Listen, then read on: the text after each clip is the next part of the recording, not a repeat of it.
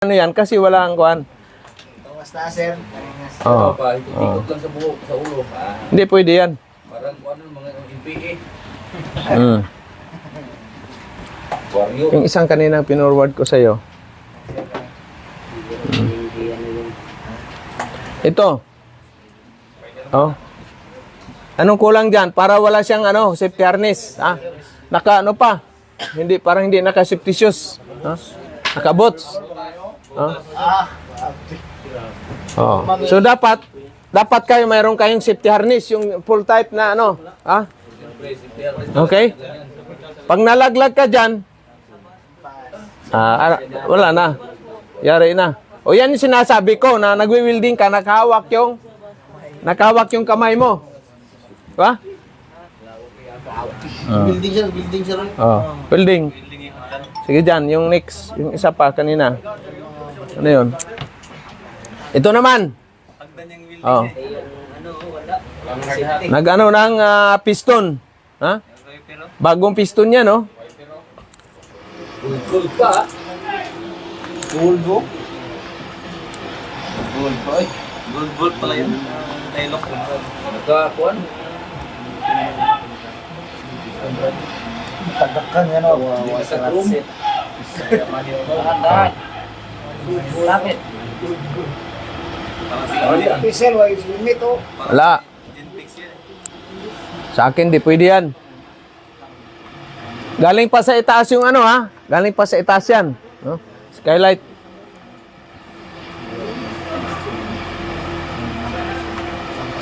So, ganyan ang ninyo sa barko. Pag nag-transport kayo ng mga spare parts. Chin block ang katulong. Para mapaglaan ang trabaho. Oh. Hindi kaya palakihan ang katawan niya dyan. Ha? Utak ang gagamitin. Ha? Nagasgasa na yun. Ang mga intitip.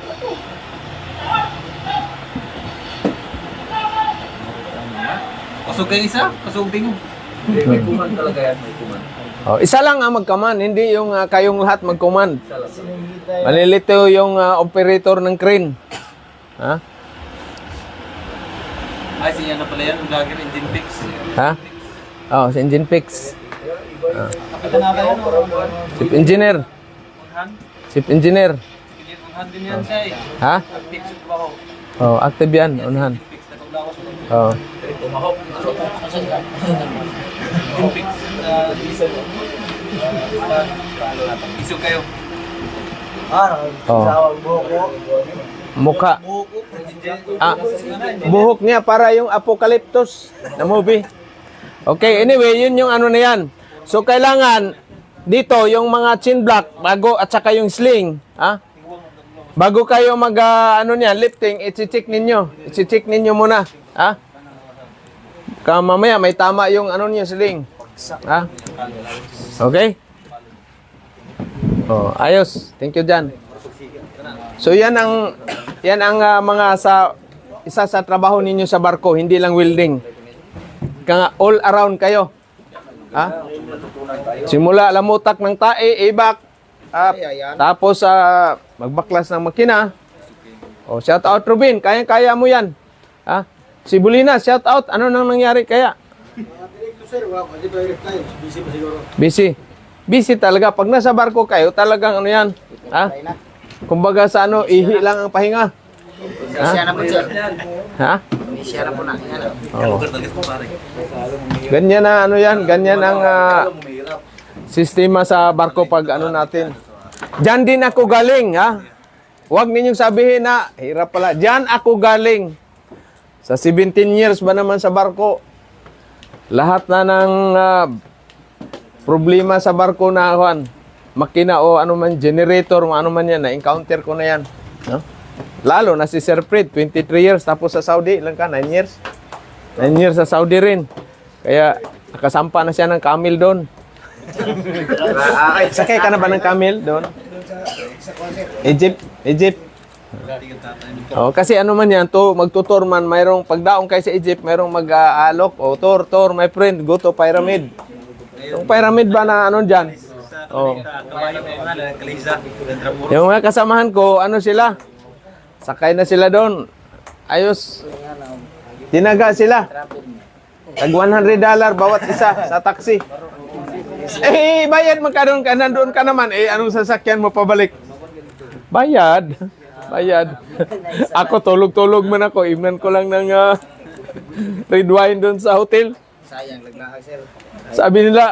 Sabi ko, oh, ano, kumusta yung ano? Sus. Tinaga kami ng ano, taxi driver. Sabi ko, nakita ko na yung pyramid sa TV. Eh, di. Pareho lang yan. Sunod pa ka sir, sa looban. Oo. Yung mga ano doon, antik, may mga ano doon. Sunod mo doon. Wala pala, Yung mga piro. Butas, mga inano man yan dyan. Pero iwan ko, paano natayo yung pyramid? Mga alien siguro, mga ano. Biruin mo, bricks, ano yan? Kamada-kamada man yan. Ang lalaki pa ng ano na yan. Tans pa yung bigat niyan, sir. 2 tons, kada isa. Mga tao ka nagparang sir, 40 years. Tuwa ko na. 40 years. Di mo nila nagsipan ko ng mga Israelita mo ng panahon. Ah, yun ang story dyan. Akala ko, ano, May ganti siguro na gano'n yan. mahiganti. Si Kulayang. Si Si Luki, turahan ng arsahan na. Si Kuwato, si Samson, si Kuwan. Dilayla. Sila. Intelligent black sir. Ganyan eh, oh. Sa unang panahon na naging mga gamit siya. Pyramid, perfect. Nana sila yung mga crane sa una. Oh, pero may ano dyan, kumbaga yung may mga kababalaghan ng mga ano ba? Kababalaghan. Ilog nga nagkwenta oras likod. So yun ang ano natin, no? Hindi lang ang trabaho niyo sa barko, hindi lang welding, all around talaga kayo. Kaya be prepared na kayo. No? Ang land base naman, ganun din. Asan ba yung mag land base? Isa, dalawa, sino pa yon? Ayun, 3 sila. Land base, no? Ganun din. Oy, shout out pala, mapili la Corti, kailangan ng ano siya, FCAW fabricator. FCAW fabricator bound for Australia, may nagtatanong. Oh. Ano ang requirements? At least minimum 5 years experience sa FCAW. FCAW, GMAW, FCAW. Siyempre, pag FCAW na ano kayo, all around dapat na. No? Ano pa? Kailangan, mayroon kayong COA, mayroon kayong payslip, mayroong payroll, mayroong salary certificate. Every year, dapat mayroong 3 payslip, 3 payroll. So, yan ang isa sa requirements. Magkano ba ang ano? Libre ba? Hindi yan. Mayroong kayong babayaran sa skill assessment. Government, Australian government, ano yan? Mayroon pala tayong form, yung kayong mga palandis. Ay, hindi naman. Asan ba yun sino mag-Australia? Si 1-1 lang pala. 1-1. Kayong dalawa, ano? Oh, Canada man to si Chip. 40, ano ka na, no? 47, 45. Canada ka na. Ito si 1-1, padala sa Australia. Kasi ang sa Australia kasi, up to 40 years old. Okay, bakit kailangan 40 years old? Minimum ang maximum, no? Okay? Kasi kukuhanan kayo ng, dapat before mag-41, makapasok, makakuha kayo ng yung 4 years na visa. Yung 482 ba yun, Sir Asyo? Ano ba sa yung visa dati? 482 na visa. Kasi pag lumagpas ka na ng 41, hindi ka na pwede. Sa una sir, 457 sa una sir. 482 na visa. 482, ito yung 4 years na visa mo sa Australia. Sa akin kasi yung ano lang visa ko, yung 3 months, no? Ngayon, dapat bago ka ano na yan, 41, mag-41, makakuha ka na. Kaya ang ano natin ngayon, up to 38, 25 to 38 years old. Kasi pag 38, ano pa siya, nagpa-process, 38, 39, 40, 41. Mayroon na siyang ano, makakuha siya sa ano, 4 years. Pag hindi naman, 6 months lang ang ano, 6 months lang yung kontrata mo. No? Kagaya kay first timer, yung si Joseph, magmanwa, shout out boss. Huwag masyado maglasing diyan. Ha? Yung tagay kasi, ano yan, anytime yan, yung trabaho natin, bibihira lang 'tong mga ano tayo ng trabaho na maganda. Maraming trabaho, pero yung sahod ba, yung tawag nito, yung kikitain nyo ba? Ha? Kaya wag ninyong anuhin. Ha? Kung lasinggo ka, wag mong anuhin yung trabaho mo. Ha? Ha? Wag mong idamay. Ganon din kayo sa barko. Wag kayong sobra ng inom. Mamaya, may emergency. Sabugan yung mga pipe. Paano ka makapagtrabaho? Lasing ka. Diba? So, kaya ito yon ang ano natin, up to 38 years old, maximum 40 years old. So, ang requirements, COA, na ikaw ay isang IFCAO fabricator. Alam nyo, pag IFCAO or ano kayo, sa land base, kailangan marunong kayo sa blueprint at saka yung mga symbol, welding symbol, mga diagram. Diba, si Otol, shout out pala dyan, Boss Jury Montiprio sa ano. I-follow ninyo si Montiprio, yung kapatid ni Sir. Kasi makakuha kayo doon ng mga idea on how to read the blueprint and welding symbol. No? Land base. Pag sa barko naman, wala. Pero ang importante, marunong lang kayo sa mga yung welding symbol din na mga kuan. Hindi kagaya sa land base. Kailangan talaga marunong kayo magbasa ng blueprint. Ha? O shout out Ryan Platitas at saka si Jimir Tubusan. Malapit na sila. Australia. Ongoing yung process nila. Maswerte kayo kung makapag 4 years visa ka agad. Ha? Tapos sponsor pa sa mga company. Kaya yan sila si Ma'am Chiri, yung welder sa Australia, at saka si Pinay, welder. Maswerte yan sila. No? Kasi mga sponsor man yan ng kuan. Sponsor ng mga company. Alam nyo na, walang ibang pinakamalaking sahod sa Australia lang, mga welder. No? Ay, Sir Asyo, sabi, di ba? Magkano ang per hour? $50 Australian dollar. Kumikita ka ng, i-convert mo sa piso, kumikita ka ng 20,000 a day. O, di ba? Pero ano kailangan? Kailangan, siyempre, eksakto yung abilidad ninyo. Hindi yung ano lang kayo doon. Hindi papatay-patay.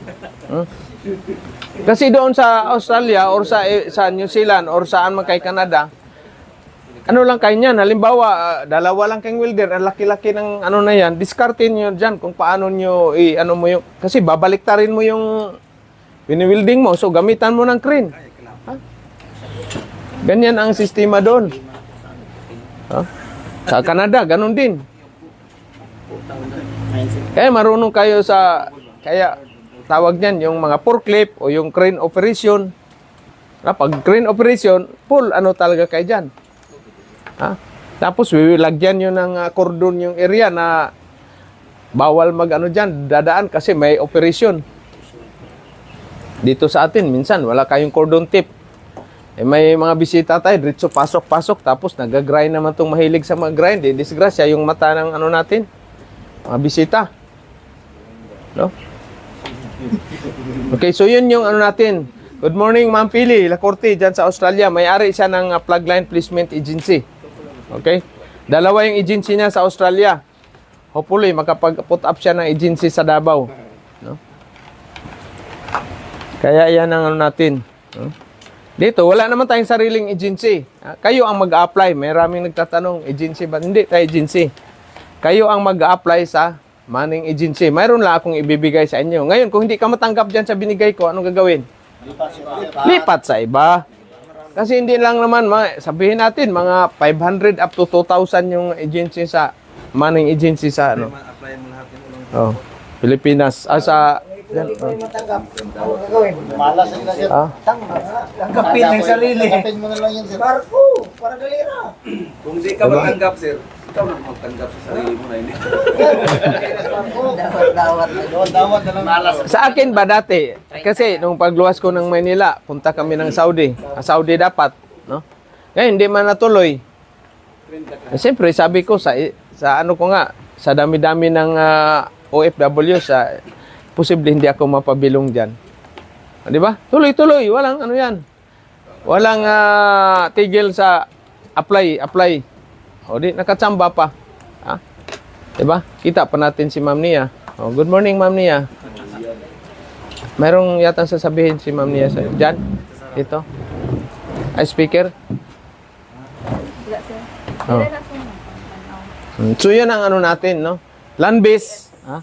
Si 30, ilang taon ka na, 32 years old. Tama-tama yan. 32. Ano nito? Australia ang pinaka-the best target. Si Sir, Canada, kasi 40, ano na si Sir? 40 plus na, no? Pero wag pa rin, walang pag-asa. Mama, apply pa rin. Apply.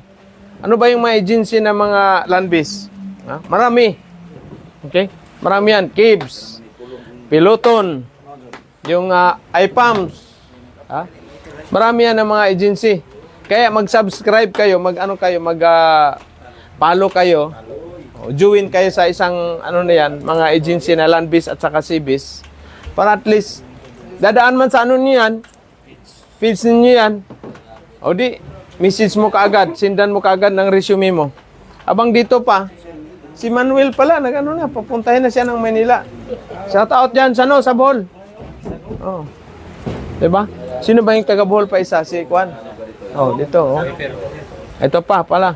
Ito, insured naman to kasi mayroon namang agency yan si Wiper. Abior. Oh, shout out Abior Manning Agency. Hindi mo punta si Rama. Roma. Roma doon din. Sa Ramo ba? Okay. Tabato. Tabato. So yan ang ano dyan. Ha? Hindi tayo agency, mga ano pala, mga viewers natin. Hindi tayo agency, isa tayong training center na pang barko. O mayroon pang tatanong, wala ba daw tayong driving? Wala pa. Soon pa, soon. Daog, degluto. No? Ha? Ay, nagulat ako ah. Pwede kaya? Libre na lahat.